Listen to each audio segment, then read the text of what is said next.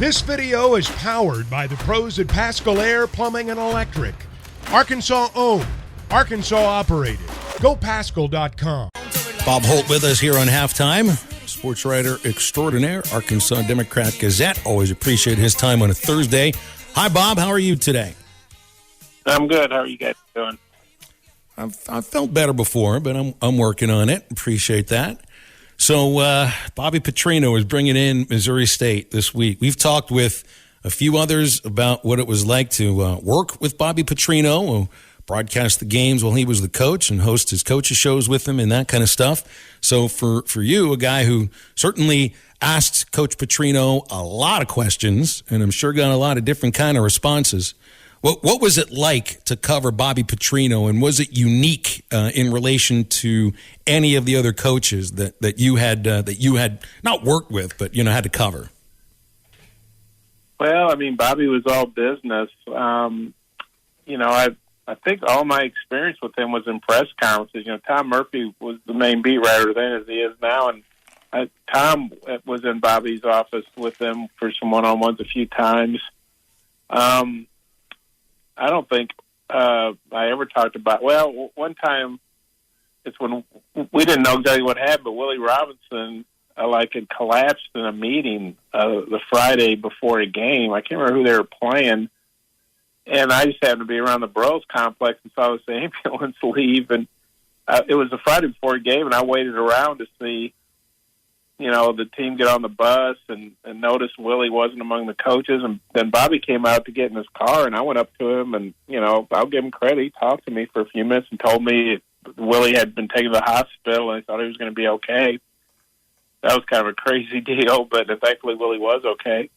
Came back and coached with him, not that weekend, but later on as the season went on. And but yeah, Bobby was very businesslike. I used to go, I had some one-on-ones in Lou Holt's office. Used to go into Ken Hatfield's office a lot. Playing with Houston Nutt, Jack Crow, a good guy to cover. But Bobby was all business. I mean, he did his press conferences on Monday there at it was the Raymond Miller Room, I think it was, in the Burroughs Center. And, he was very businesslike, and he'd answer the questions. And then, he did his post-game press conferences, and I think maybe we got him once more during the week. I can't remember. But, yeah, he was very businesslike. I mean, there really wasn't much or not much. I'd say there was probably zero, personal stuff when it came to Bobby. In the way that it all went down when he was shown the door at Arkansas, or maybe he opened that door himself and had to get kicked through it by athletic director Jeff Long. The previous coaching regime had also ended in kind of a bizarre way, maybe not quite at the level of Petrino, but I mean, the thing with Houston Nutt and the text messages and other relationships and the banner being flown over the stadium and everything. You can't rate, craziness and chaos and coaching departures. Some are different than others. Some are apparently, they're shown the door when they're walking off the field in some cases, like Brett Bielema. Chad Morris, I think, was pretty vanilla as the way that he was let go. And I know Lou Holtz, left in quite a huff. There have been some very interesting coaching departures from Arkansas, but I mean, did you ever cover anything quite as crazy as Petrino's exit from Arkansas? No, that was crazy. He had the accident or whatever happened, and before we knew that he'd had Jessica Durrell with him, he had that crazy press conference where he's wearing the neck brace and his face is all, messed up, and it's kind of the whole idea is look how tough Bobby is, and I'm sure that was sort of he wanted to present, like he thought that would probably help. I'm guessing he probably thought that would help him if things came down the way they did, and ultimately it didn't. But yeah, that was bizarre. And then, we thought he might survive, and I think he was given some options that he apparently did not agree to in terms of maybe being suspended some games and having to do some counseling and things of that nature. And I remember when Jeff Long announced Bobby was being fired, they had it at the Budwall, the court on Budwall Arena with a bunch of chairs, I guess, because there was going to be so many people. And I remember Jeff, Jeff got pretty emotional talking about that. It was a tough thing to do, and I think it was really tough for him to tell the players he was firing their coach, because I guess it was in April, I think. And I remember, they had that press conference. I don't even remember what I wrote. I'm sure Tom wrote the main story that was, that was so big it was going on one day, and I must have written some kind of sidebar. I'd have to go back and look. And I remember we all went back in the workroom, and then several of us, we probably got done pushing midnight or something like that, and several of us went to Denny's and had breakfast, late breakfast, early breakfast. I don't know what you'd call it if you're having breakfast at 1 a.m., and just kind of unwound because, after going through all that, it's like you were going to go home and go to bed. You were very keyed up. And that was very bizarre. But I still remember going to Denny's with some of the guys. I was just thought about how crazy it was, I believe that's called Fourth Meal. There's another restaurant that's kind of, I don't know if they use it anymore, but Fourth Meal was a thing for a while. That's what some people, it's Fifth Meal. You got a really great memory, Bob. Do you remember what you ordered that night at Denny's? I'm sure it was probably some kind of omelet. That's usually my go-to for late night breakfast things. I like to get an omelet, hash browns, toast. I was just testing your memory there. I don't remember every meal I've eaten at Denny's, but I would say it's about the same. Yeah, I wanted to play a clip from yesterday's media session. I think it was with Isaiah Nichols and Chris Paul. That might have been Tuesday, actually. Some of the days are running together for me. It's actually Tuesday. Yeah, Tuesday. It was Tuesday. Yeah, Nichols was at the coaches show yesterday, and I just want to say I really enjoy listening to him talk. This was Isaiah Nichols on the Bobby Petrino years at Arkansas when he was in his formative years as a kid that was beginning to love the game of football. Definitely, growing up in this state, everybody knows, living in Arkansas, growing up in Arkansas, everybody looks up to Arkansas football. So growing up on Saturdays, watching the Hogs, that's part of the reason, though I was around 10 or 11 around those years. And growing up watching that, it kind of, you want to play football. And that's part of the reason, why I fell in love with football, just seeing them play and play hard and, having those 2 seasons, I think, 22 wins in those seasons. And I remember going up watching the Cotton Bowl and stuff like that. So I would say most definitely growing up here and looking up to those guys and just seeing the brand of football they play. And, I enjoy keeping up that tradition of Arkansas football. We're at this point now where, what did Isaiah say? He was 9 years old? I think that's what he said. The kids from Arkansas that are now playing for the Razorbacks, I remember at the age of 9, that would have been 1987. Man, I remember watching Alex Van Pelt and Henry Tootin playing for the Pitt Panthers. And that really helped me become somebody that enjoyed the game of football. I knew I wasn't going to play like Isaiah, but those were the formative years for me as a college football fan. And, you look at Isaiah and all the other kids from Arkansas, I think they view Coach Petrino maybe exactly the same way Nichols does, or at least, those teams. Those were the teams that, everybody was proud of them then, but 9-year-olds, 8-year-olds, 10-year-olds, you can imagine the way that they viewed Bobby Petrino then. Well, Sam Pittman's spoken very highly by Petrino this week about how the success he had has helped Arkansas in recruiting because they've used that pitch that, hey, Arkansas won, 10 games and went to the Sugar Bowl. Arkansas won 11 games and won the Cotton Bowl. Arkansas was ranked in the top 10. But Bobby's last team finished number 5 in the final AP poll. And, Sam's talked about how they've used that example of success as, hey, that's what Arkansas can do. And, of course, Sam's got Arkansas number 10 right now, and they got as high as number 8, I think, last year, and obviously had a really good year, going 9-4 against a very tough schedule. And then those players, obviously, they've been coached up, to say good things about Bobby Petrino. I'm not saying that Isaiah, I believe, at that age, Arkansas made an impression on him, and he was aware of those teams. But, Arkansas has been, from a press conference standpoint this week, everybody's been sure to be very complimentary by Petrino. And I'm not saying he doesn't deserve the praise. He's a heck of a football coach, I really enjoy listening to Isaiah speak. We've had a chance to listen a lot this week. It's pretty rare that the players made available Tuesday, any one of them would be on the coach's show. You kind of spread out the media availabilities quite a bit throughout the season, but I think there's a reason why the sports information staff chose Isaiah to speak on Tuesday and then be on Sam Pittman Live on Wednesday. He's incredibly well spoken. He sounds very intelligent. He sounds like he's able to flesh things out a lot. And aside from being somebody who's a pretty darn good defensive tackle, I'm impressed listening to Isaiah Nichols speak.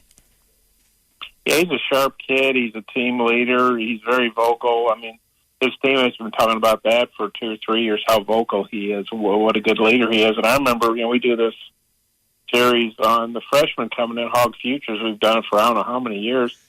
And I remember Isaiah was one of my guys. I remember talking to him with the freshmen coming in, and I was really impressed with, what a good interview he was. Because a lot of times kids that age, they're kind of nervous about what to say, and they maybe haven't been interviewed a lot, depending on where they played high school ball, and obviously they don't get interviewed as much as college or NFL players. And Isaiah, even then, was really, I think, comfortable talking about himself, talking about, the program and being at Arkansas. He's from Springdale, so he obviously, followed the program very closely. It wasn't like he came from out of state and kind of had to learn about the Razorbacks. He knew all about the Razorbacks. And, I think that's just continued. But, he's an excellent guy. He's what we say is a good quote. You ask him a question, you're going to get a good answer. Mm-hmm. Now, Bob, this should be a week where we're going to get to see a lot of guys that we probably haven't seen, some more 2s and 3s if the game goes, I think, the way most of us are thinking. Yeah, Missouri State's a good FCS team, but let's face it, they're not a top 10 FBS team. Who are some of the kind of 3s and 4s that we might see that you think could get fans a little excited about the future? Well, I don't know about 3s and 4s, but it'd be good to see some more of the 2s in certain cases. I mean, it'd be good to see Malik Hornsby at quarterback. We've seen him at wideout, I think in the slot. We've seen him line up as a running back. It'd be nice if they could get him some snaps at quarterback and take some off KJ. It'd be nice to see some of these young receivers, these freshman receivers like Isaiah Satania and, Quincy and, some of the other guys that haven't gotten a lot of reps. It'd be good to see Dominic Johnson, if he plays, because he's obviously he's not one of the top players, but it'd be good to see him get some work ahead of A&M. It'd be good to see some of it may, be nice to see like Manny Powell, at linebacker. And see Chris Paul get some more reps. As a young guy, he's played pretty well behind Bumper Pool and Drew Sanders, but it'd be nice to see him get some reps in there. It'd be nice to see more Keytron Jackson and Bryce Stevens, a receiver. One thing, the kicker, Tom pointed this out, the Missouri State kicker, I think he only has one touchback on something like 10 or 11 kickoffs, so it looks like we might see the return game, this week on kickoff returns. So it'll be interesting to see what some of the young return guys could do. Maybe they put a young guy like Satania back there who returned kickoffs for Fayetteville. I don't know, but or Stevens or AJ Green would probably get some work back there. So, but I'll also say this: I mean, hey, Missouri State gave Oklahoma State all they wanted last year, so I don't think Sam Pittman and his staff, he can't go into this game saying, okay, well, we're going to put in the backups on the third series, and by halftime we want to get all last year, they beat UAPB pretty convincingly and basically played the backups the whole second half. They didn't score in the second half, as I recall. Mm-hmm. So I think first they got to worry about, getting, going out there playing well, getting a comfortable lead, which I don't think will necessarily be easy. And then obviously it'd be great to get a look at some of these younger guys and get some guys out to make sure they're healthy and feeling good for A&M next week. Mm-hmm. And you brought up Dominique Johnson and what he could, possibly do in this game. And when I was listening to Pittman's press conference yesterday, he talked about how it's up to Dominique. He's been cleared for 2 weeks, and it almost felt like there was a little bit of frustration in his voice. Is it frustration that the process is moving along too slowly, or what do you think has really been the reason why he hasn't played, even though he's been cleared? Well, yeah, I don't know if I sense frustration or not. I think it's like Sam said, it's up to the player. He's been cleared medically, but he's coming off a knee injury. It's not like he had a finger injury or something. And so I've never had a knee injury. I never played football, for that matter. So I can understand how a guy might be somewhat tentative or have some, nervous feelings about getting back out there and testing that knee in a game. So it's really not just about him being cleared physically. It's about him being comfortable enough mentally to be out there and feel comfortable doing things. And I think it'd be a lot better for him and for Arkansas if he could get out there and kind of get his feedback under him against Missouri State, all due respect to Missouri State, rather than doing it against A&M in Arlington the following week. But, I'm not going to put myself in his shoes because I've never played football. I've never had an injury. But I can understand how, I think I can sympathize with a player coming back off a knee injury and just, want to make sure he's totally right physically and, maybe just as importantly, be right mentally so he's not able to think out there or worry out there. And he can just go out there and play.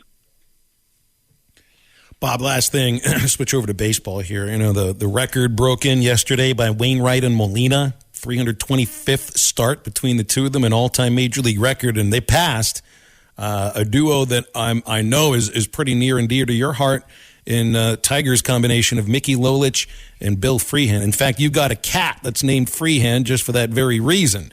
Nobody really mentions those two very much right now, and it's kind of shocking. Like Molina, it's expected he's a Hall of Famer. Maybe Wainwright too. When you look at the numbers for Lolich and Freehan, they've got legitimate cases too, but they'd have to get in on some sort of veterans committee. What do you remember about Mickey Lolich and Bill Freehan?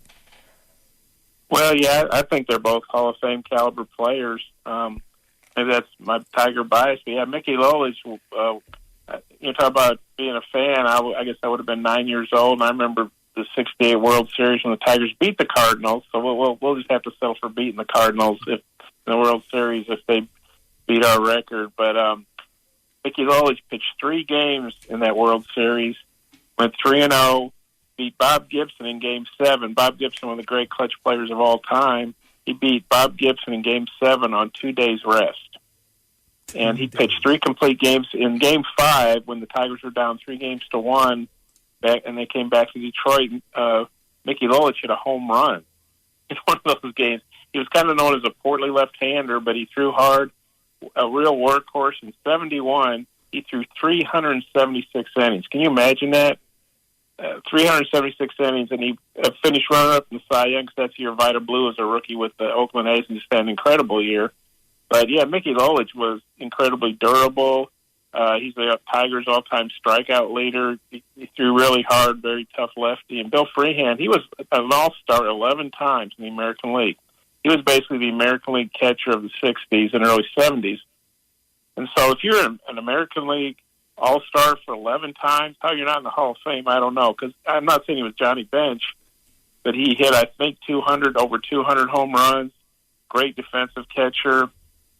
Caught over 150 games several times. Think about that, the durability it took to do that. But unfortunately, he's passed away. Mickey Lolich just had his 82nd birthday the other day. But, I remember that series. The Tigers got the last out. I think it was Tim McCarver popped out to Freehan. And then the Tigers obviously celebrated. Mickey Lolich, I say, was not a light guy. He jumped into Bill Freehan's arms. I remember Bill Freehan saying Mickey Lolich never felt so light. But that's an awesome picture. If you Google it, you can probably find it, of Mickey Lolich in Bill Freehan's arms after getting the last out of Game 7. Tigers were big underdogs, came back from a 3-1 deficit and shocked the Cardinals. And that was a great job by the Tigers, and especially Mickey Lolich and Bill Freehan. BetOnline is the fastest and easiest way to wager on all your favorite sports, contests, and events with first-to-market odds and lines. Find reviews and news for every league, including Major League Baseball, NFL, NBA, NHL, combat sports, esports, and even golf. BetOnline continues to be the top online resource for all your sports information, from live in-game betting, props, and futures. Head to BetOnline today or use your mobile device to join today and make your first sports bet. Use our promo code BELIEVE50 to receive your 50% welcome bonus on your first deposit. That's BELIEVE, BLEAV 50. That's BELIEVE, BLEAV 50. Bet online, where the game starts.